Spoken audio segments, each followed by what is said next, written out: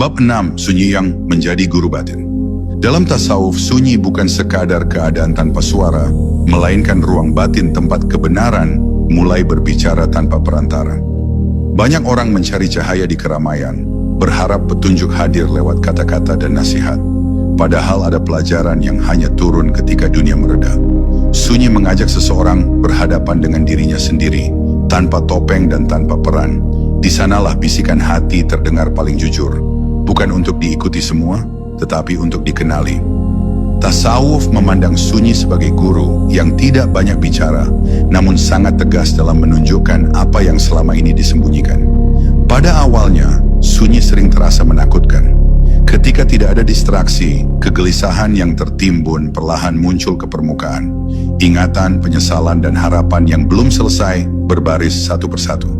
Namun tasawuf tidak mengajarkan untuk melarikan diri dari kegelisahan ini. Justru disitulah latihan dimulai. Seseorang belajar duduk bersama rasa tidak nyaman, tanpa menghakimi, tanpa menolak. Dalam kesabaran itulah, hati perlahan memahami bahwa kegelisahan bukan musuh, melainkan pintu yang mengantar pada ketergantungan yang lebih jujur kepada Allah. Sunyi juga mengajarkan perbedaan antara kesendirian dan kesepian. Kesepian lahir dari merasa ditinggalkan, sementara sunyi dalam tasawuf lahir dari kesadaran bahwa Allah selalu hadir.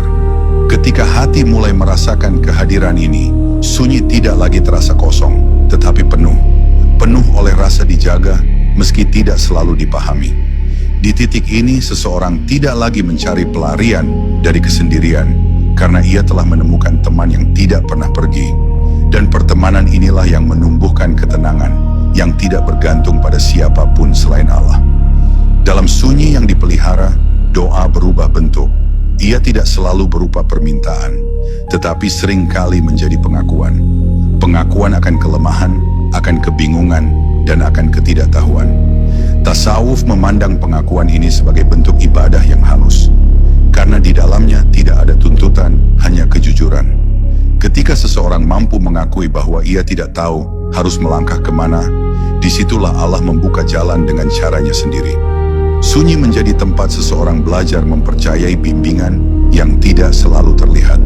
Pada akhirnya, sunyi yang menjadi guru batin tidak membuat seseorang menjauh dari manusia, tetapi justru mengembalikannya dengan hati yang lebih utuh. Ia kembali ke dunia bukan untuk mencari keramaian, melainkan untuk membawa ketenangan. Kata-katanya lebih sedikit, namun lebih terjaga. Sikapnya lebih lembut, karena ia tahu betapa rapuhnya batin manusia. Dan di balik semua itu, sunyi tetap tinggal di dalam dirinya, bukan sebagai jarak, tetapi sebagai ruang tempat ia selalu bisa kembali, untuk mengingat bahwa di sanalah Allah paling sering menegurnya dengan penuh kasih.